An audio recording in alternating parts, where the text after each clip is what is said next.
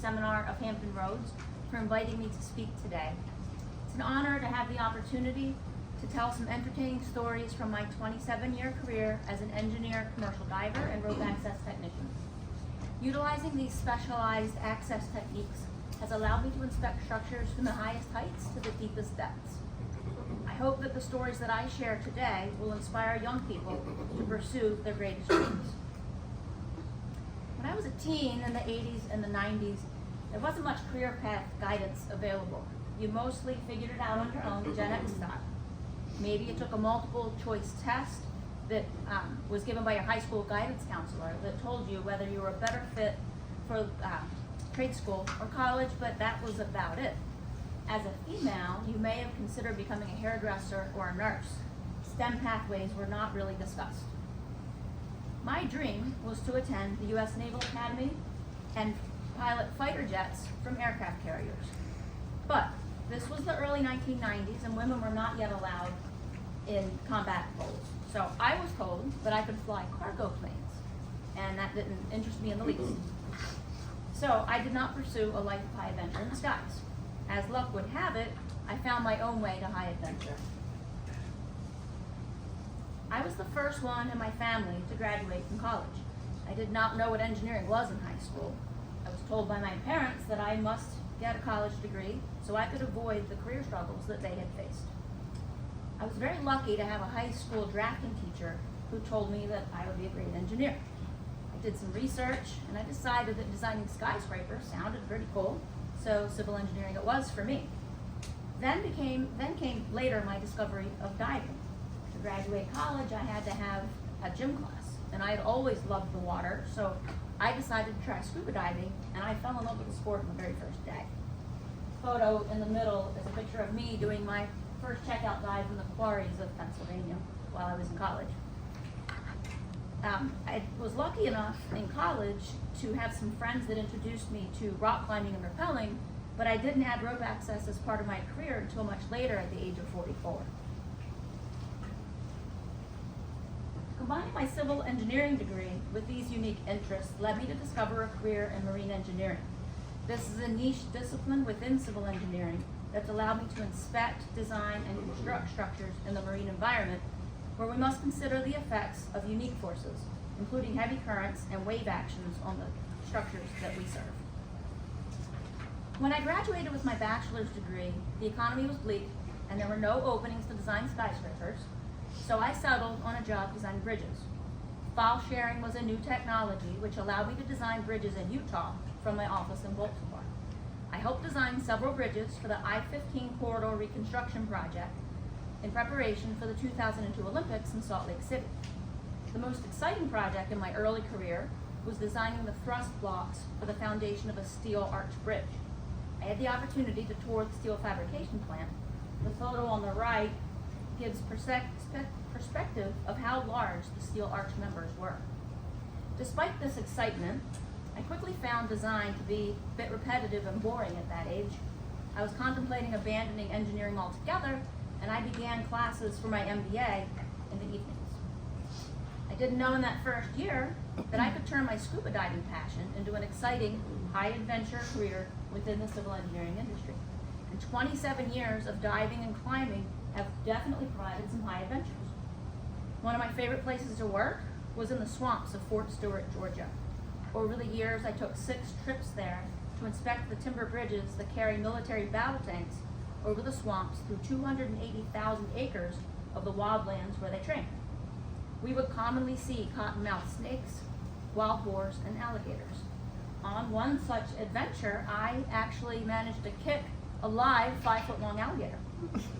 See, my supervisor on that trip refused to believe me, as the gators typically swam away when they heard humans. He told me there couldn't possibly be a live gator in the water with me. This was despite the tail drag marks that led into the small puddle of zero visibility water where I happened to be diving. You got used to kicking debris, typically floating logs and such, in the water with zero visibility. But after kicking what I thought was debris, this particular debris came back and rubbed hard against my leg as I saw a small portion of its telltale scaly back reach the water. And at that exact moment, my supervisor stepped into the water to prove me wrong.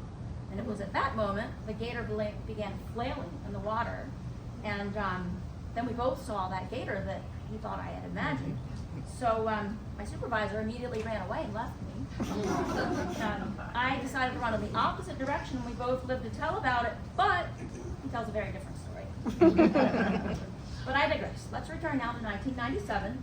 When I graduated from college, we didn't have smartphones and the internet was in its infancy, not to date myself. So meetings just like this one were where you learned about career opportunities and networked. I highly recommend all of these special associations and their meetings so that you can get involved. These societies have been very beneficial to my career. It was at one of the ASCE meetings when I was very young where I met the person who introduced me to a niche career where I could thrive and love my work. But even then, after I got hired by a firm that employed engineer divers, it took a bit to convince them that a 110-pound, 5'4" tall, 20-something girl could be a commercial diver. I kept getting told that the gear was too heavy, it was half my weight, which was true. They insisted I could never do it. I was told that it would be awkward having a girl on the dive team because the divers change into wetsuits, and that would be very awkward and presented a hurdle that they weren't willing to navigate.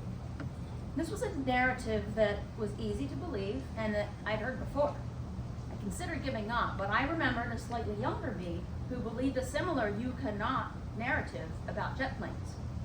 This is an imaginary tale that said you cannot pursue an interest based on your gender.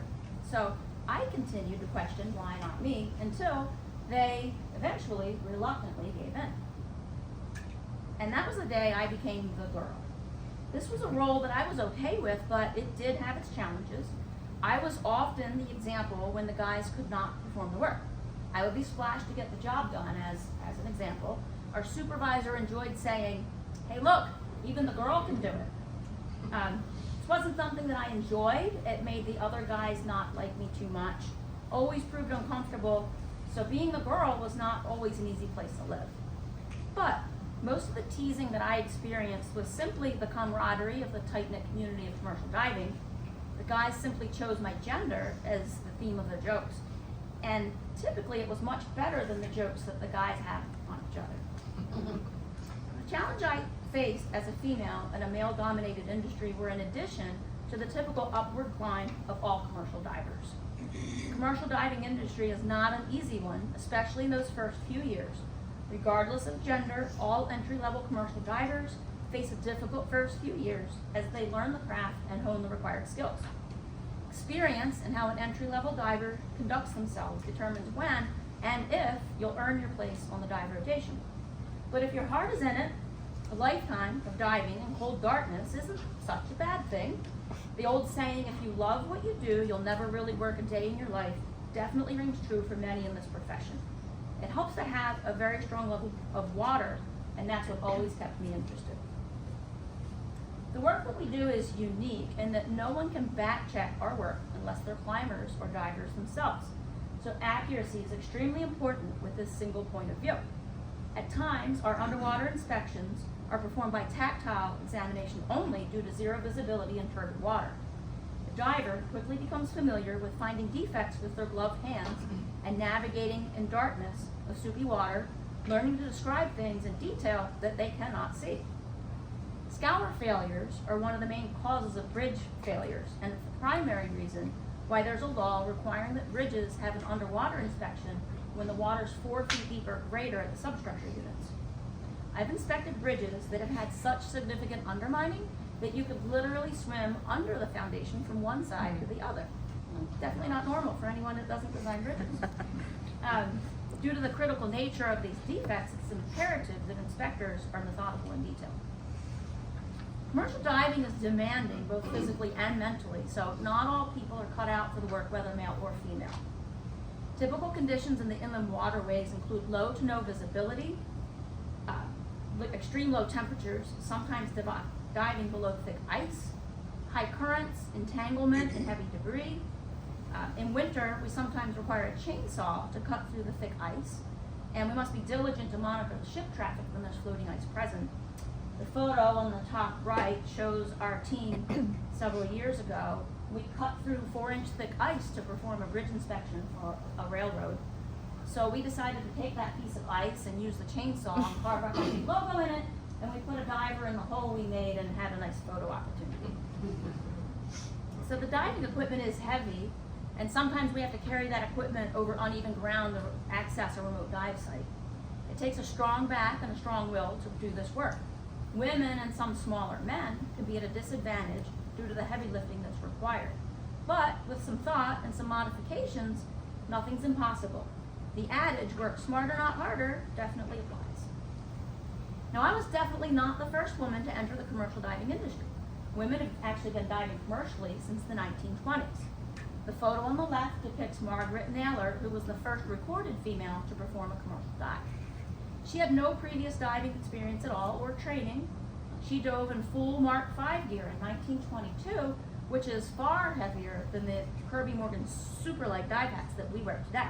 I've got my hat up here if you'd like to pick it up at some point today. Her first dive was actually a salvage operation in 70 feet of water. She progressed to do diving for several more years, and she experienced a few close encounters with drowning along the way. As of today, there's 3 women in the Association of Diving Contractors International's Hall of Fame. This is the main certifying agency for all commercial divers in the United States. Despite this, women do represent a very small percentage of the total commercial diving population to date.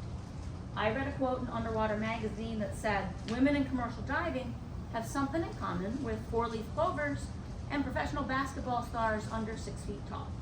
We do exist, but we're hard to find.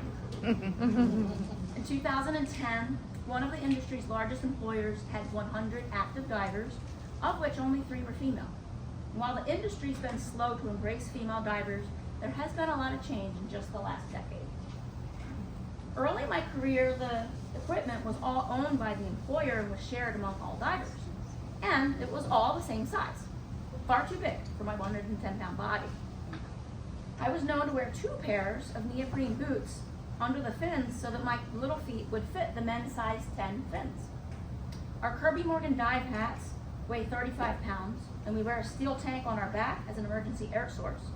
We then drag behind us an umbilical that provides our breathing air, a safety line for lifting a stricken diver, and wires for communication, lights, and sometimes video, and in the winter, a hot water hose for thermal protection if you're lucky. The water sealed out of the dive hats by a neck dam that's intended to be tight around your neck. I'm shown wearing this in that photo to the left. I could insert my whole hand in through the neck dam because I was sharing it with all of the men on the team. This was convenient to scratch an itchy nose, but it also meant that any time that I had to lay horizontally or invert, which is pretty common when you dive in tight spaces, which we're always encountering, it meant that the hat would fill with water. And this short-circuited my communications and made breathing out a little more difficult. The dive hats are lined with a Snoopy. I've got an example of this up in the front in the photo on the slide. It's intended to provide padding against the hard shell of our hats. It also provided a tight fit with the hat so that when the diver turns their head, the faceplate will turn and the hat will turn with them. However, the Snoopies that I shared with the larger heads of my male counterparts was a little bit squashed, and I could turn my whole head around inside the dive hat. If I had to see something, I actually had to use my hands and use it to turn the whole hat so I could see what I'm looking at. This presented a little bit of a safety hazard, as well as it tied up my hands, which needed to be used to perform the work. Today, most divers use hot water in the winter. This is similar to diving in a hot tub all day. We pump the water out of the river, send it through a heater, and then we pump it back down to the diver through the umbilical, where it circulates through their wetsuit, and they're in a hot tub essentially all day long. It's always better to be the diver when we have hot water in the winter than the tender shivering on the boat. But for the first 20 years of my career, I did not have hot water. I just was a little unlucky. So in the winter months, we wore dry suits. This is akin to wearing a Ziploc bag with tight seals around your neck and your wrists, similar to the neck dam on the hats. But when you're 110 pounds and sharing gear with the thick-necked men, these seals didn't work. Your suit would immediately fill with water. So, in the winter, this water was not just cold, but heavy, making it a good challenge to climb up a 20-foot vertical ladder after a long day of diving. But back then, you didn't complain for fear of losing your spot on the dive team. These positions, even today, are coveted and competitive, so you figured out how to overcome and get the work done. In my case, this meant spending thousands of dollars to purchase my own dive hat and dry suit so I could get the work done safely. Today, the diving industry places much more importance on the safety of commercial divers. Additionally, there's OSHA requirements for fit of personal protective gear and equipment, and employers must provide personal protective gear in all sizes.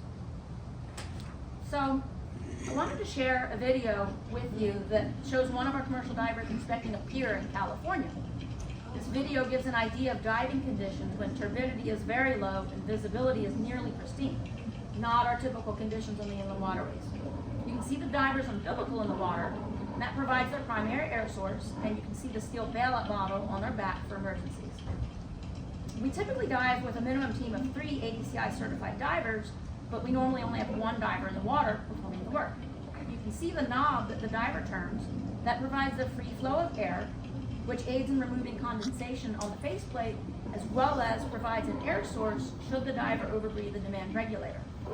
If you listen closely, you can hear the diver breathing in through the regulator and exhaling bubbles into the water. You can also see a moderate amount of marine growth on the piles. When we inspect, we remove approximately 10% of this marine growth. Typically, we use hand tools such as scrapers. This takes a bit of muscle, and it typically attracts many fish and other marine life that are eager for their free meal. We also inspect the pile caps in the deck structure above our head, which we either dive if the water level is sufficient enough that it's submerged, or we'll use small john boats and kayaks if there's significant freeboard to do so. You can see the turbidity flowing past the camera, which again, very low at this dive site. Typically, our visibility is only 1 to 2 feet, if any at all. When there's zero visibility, we still navigate from pile to pile. This is done at both the top of the piles and at the channel bottom, even when we have zero visibility, because we descend on one pile and we ascend on the next. You simply push off the first pile as straight as possible, and you do this, and you hope for the best. This becomes easy with some experience. Occasionally, though, the umbilical will become fouled on submerged debris, and this leaves the diver no choice but to backtrack to free their umbilical before they can proceed. When I started in the dive industry, it was not mandatory to attend dive school to receive a commercial diving certification. Employers did not pay to send anyone to dive school like we commonly do today. I eventually rose to the rank of dive supervisor through documentation of hundreds of hours of on-the-job training. Shortly after I received my commercial dive certification, the rules were changed, making dive school a mandatory requirement for certification. Because I had already received my certification, I was allowed to keep it without going to dive school. But after this rule change, I then had to prove myself to each entry-level diver on our team, not only as the girl, but as one of those divers that never went to dive school. Every new commercial diver I worked with presented a new need to prove myself. Very few would believe that such a small woman could do this work, especially if she'd never been to dive school. They always seemed to need proof. And occasionally, when I outperformed my male counterparts, there would be comments about how I was more of a man than some of the men on the team. And while this was intended to be a compliment, it certainly undermined my capabilities as a woman.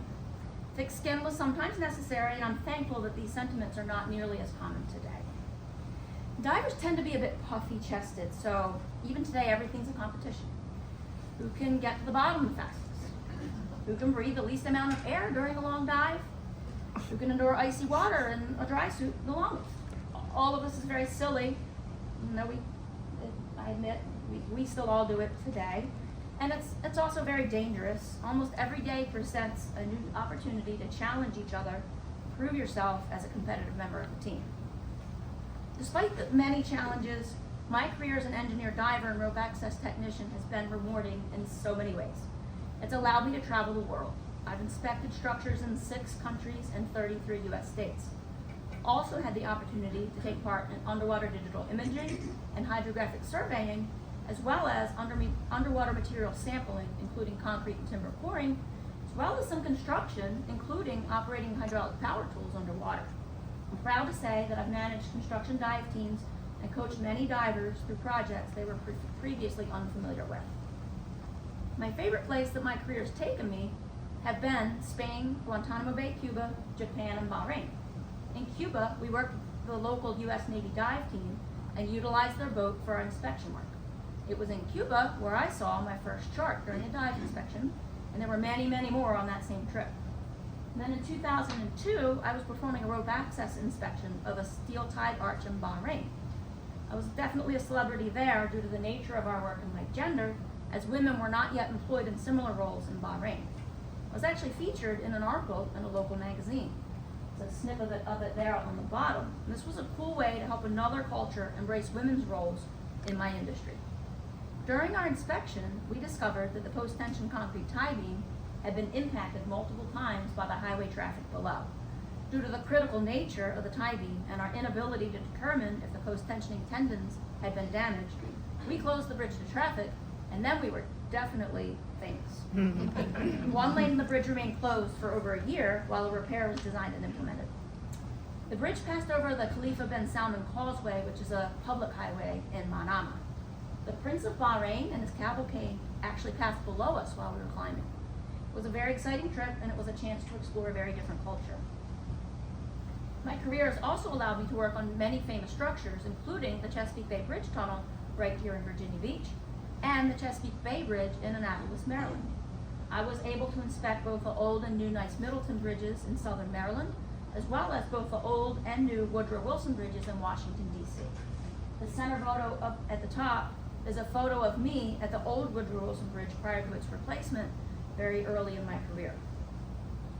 One of my favorite structures where I was able to both dive and climb was the Ford Island Bridge in Hawaii. This is the world's longest movable bridge, and it features a floating span that's constructed of concrete pontoons. This made for an interesting inspection, and the clear, warm water of Oahu was a welcome change to my norm. The photo on the top left shows the Ford Island Bridge in a partially open position. The floating pontoons are moving to the right in the photo underneath the approach spans. And the photo below that is a picture of my teammate climbing the approach spans. In that photo, you can see the straddle piers that provide space for those pontoon spans when the bridge is in the open position. Other cool structures that I've been able to inspect were the Arthur Kill Bridge in New Jersey, which is the world's longest vertical lift bridge. In the photo in the top right, I'm inspecting 200 piles at the National Harbor Facility in Washington, D.C. This was the first inspection of the piles that's typically performed to ensure the piles were not damaged during transport, lifting, and driving. I inspected over 200 piles that day in a single dive, swimming from pile to pile and pulling the boat along with me as I progressed. I've also had the opportunity to perform numerous emergency structural inspections. I've performed countless post-hurricane flood inspections for bridges in several states and quite a few vehicular and vessel impact investigations. In 2002, I inspected the Dundalk Marine Terminal wharf following a ship impact that caused the collapse of a container crane. The ship lost power on the starboard side as it passed below the key bridge. This caused it to veer to the right and impacted the wharf with tremendous force. Luckily, no one was hurt as this occurred in the middle of the night. The ship impact created a gaping hole in the 15-foot high and 6-foot thick concrete wall. The small yellow dot in the photo to the left is me in my dive hat next to that gaping hole. The wharf is supported by piles as it extends out from the shoreline to deep water for the berthing of container ships. I spent 8 hours that day in the water documenting the extensive damage that was left by the ship's bulbous bow. The tops of the 18-inch fluted steel piles were shredded, and the concrete within was reduced to rubble.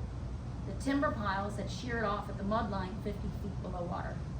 The results of my inspection were used to design the structural repair of the wharf and provide a cost estimate for insurance purposes. In 2024, my team responded to the Key Bridge collapse in Baltimore. We inspected the remaining approach spans so that the National Transportation Safety Board could place their vehicles on them to monitor the recovery efforts.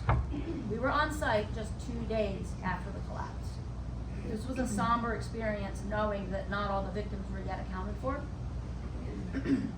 Our 42-foot dive boat can be seen in the photo to the left along the pier and you can see where it's dwarfed by the size of the dolly. Our team also provided a hydrographic survey of the entire bridge collapse site. This is one of those images showing the bridge deck on the channel bottom. A portion of the bridge deck is broken off to the right and is shown resting on one of the foundations of the approach spans. The survey is sufficiently detailed to see the signs that are mounted on the bridge parapets. Marine Solutions is honored to be on the design build team for the new bridge, providing both design and underwater construction services. This is an honor for me personally because my grandfather was an iron worker for the original Key Bridge when it was built in 1977. My career has also provided me many opportunities to give back to the industry. I initiated the Structural Engineering Institute of ASCE in Maryland shortly after graduating college. I then served many years on the Maryland board, including 1 year as section president. Since high school, I volunteered for the Wood Bridge Challenge for high school students in Maryland. This project has been very rewarding because I got to watch high school students discover a love of engineering, and some even pursued a career in the bridge industry. I've spoken at many grad schools and colleges and grade schools, including my own daughter's high school Women in STEM group. That's her cute little face to my left in that top right photo. I've helped author manuals on waterfront inspection and helped organize and host ports conferences through ASCE's Ports and Harbors Committee. Last fall, I enjoyed a fun day learning to site houses through Habitat for Humanity with Women's Transportation Seminar on the Eastern Shore of Virginia. And for the last 3 years, I've helped raise oysters at the Marine Solutions dock in Baltimore for the Chesapeake Bay Foundation. We raise a new batch every winter and they're placed on a protected reef every spring. But my all-time favorite service project is the preservation of the historic Thomas Point Shoal Lighthouse in the Chesapeake Bay, where I've made many lifelong friends. If you ever find yourself in Annapolis, Maryland, you must take one of the historic tours of this fantastic and peaceful spot on the bay. Marine Solutions has replaced 11,000 pounds of structural steel by hand as part of these preservation efforts. Every few years, we provide a pro bono structural inspection that includes diving and climbing. The U.S. Lighthouse Society utilizes our pro bono reports to apply for grants in support of their preservation efforts. And each year, Marine Solutions hosts a company-wide volunteer day at the lighthouse where we pressure wash and paint all day. Last fall, the visitors dock was washed away due to the high water and heavy seas of Tropical Storm Debbie. Our team has designed the replacement dock and will install it this spring so that historic tours can continue safely. I believe that the best thing a professional can do is to give back to their industry through similar volunteer efforts, and I've appreciated that I've been provided so many fun ways to serve. If you're interested in participating, please reach out for more information. My career has also afforded me many mentors and friends who've supported me along the way, but all of my mentors in diving have been men. It was a full 15 years after my first paid commercial dive before I met an entry-level commercial diver that was a female. This trend was similar along rope access technicians more than a decade ago. But this has changed dramatically over 27 years. The photos on the left were taken during a recent rope access recertification course for our Marine Solutions team, where we actually had more women than men. Today, Marine Solutions employs 9 female commercial divers. I was the only commercial diver who was female when I started there just 6 years ago. And a side note, there's also now 109 female fighter pilots in the U.S. too.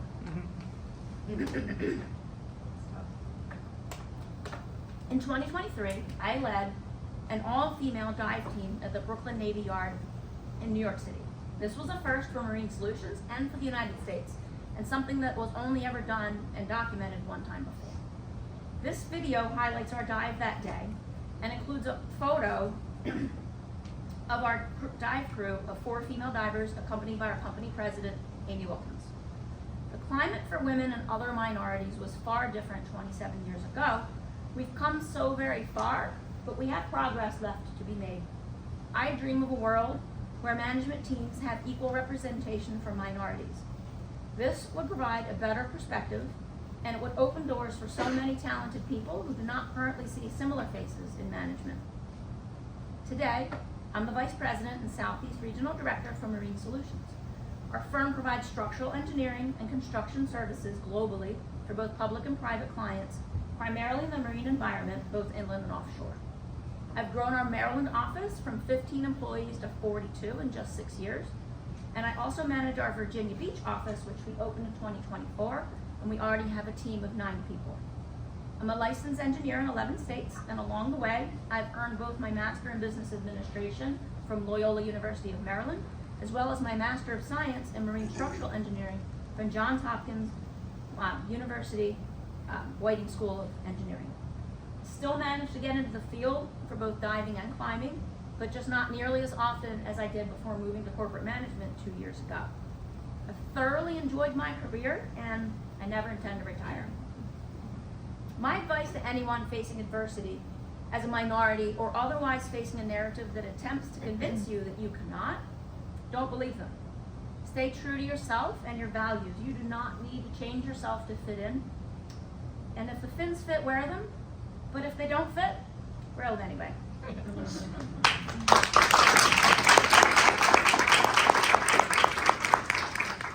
Thank you. I'll now open the floor if anyone has any questions.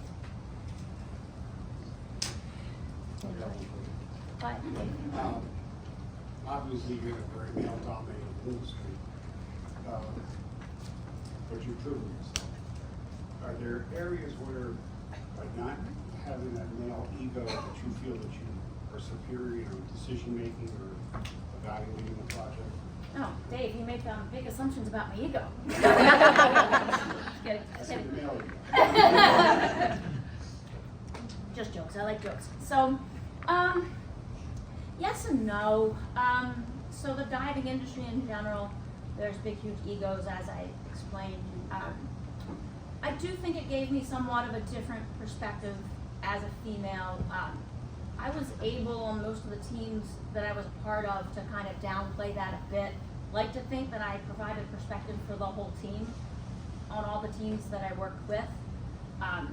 It's really tough to make that change, right? When you're seeing a culture that's been around for a long time. But yeah, I would like to think that I saw a different perspective. I didn't get caught up as much in all the competition.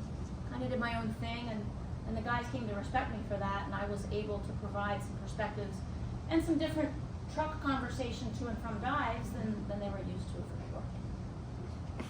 Good question, thank you. Go ahead. Was there ever a time that you had a safety issue where you jumped in and had to help out another fellow diver? So I've definitely had some safety things along the way, for sure, 27 years. I never had a near drowning incident, never had to get in the water as backup diver.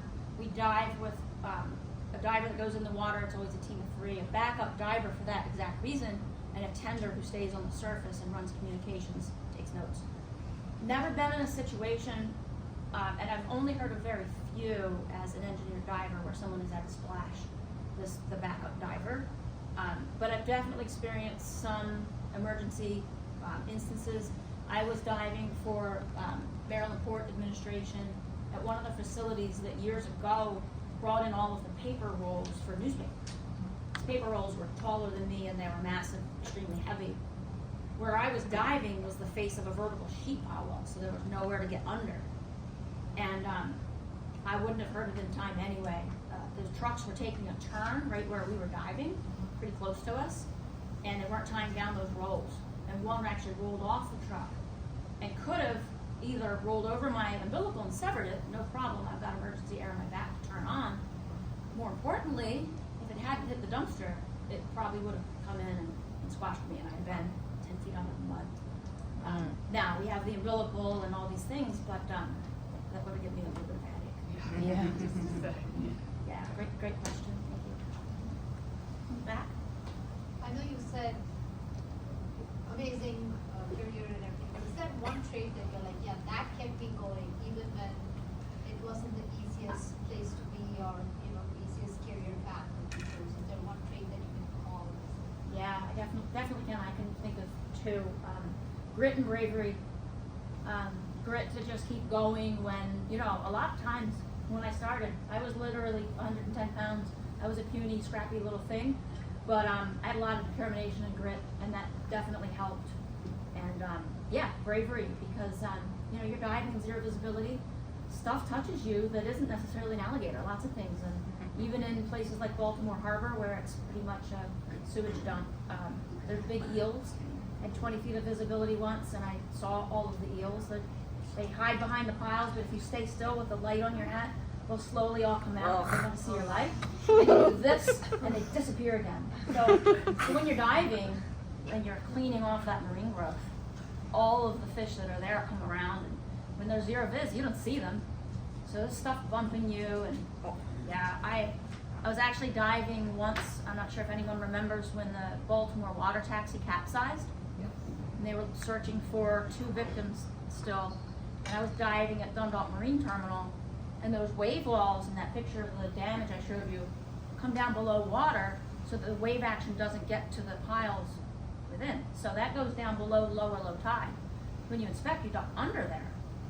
But it's the perfect place if you were a floating corpse to get caught underneath.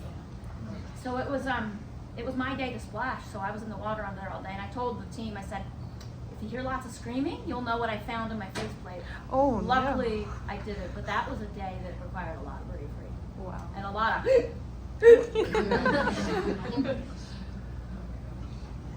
Anyone else? I have a question, even though I work with you. How did you manage those awkward changing stations when you're diving in a male industry, being a female? So I gotta say, there was some accidental exposure at times. Sometimes we have an enclosed trailer, we can take turns, right? Simple, easy, not totally foolproof, though. Sometimes we don't have anywhere to change. We're in a pickup truck. You can't change from a wet exposure suit in the cab of the truck. People get pretty angry when you soak the seat of the truck. So sometimes we literally change on the side of the road. I was in Annapolis, Maryland, on the side of Route 50, which is a very busy highway. But I was on an exit ramp, and I thought, traffic's not heavy right here. I should be fine. It was winter, mind you, no leaves on the trees. I got as far in as I could and started taking off my wetsuit just as a car drives by, and they honked the horn. I just waved. So yeah, there were some times when there was that happened, and you just laugh it off. What more can you do? You feel a little awkward in the truck afterwards, but the team was always really cool about it. Yeah. Anybody else? All right. Well, thank you so much for your attention. I appreciate it.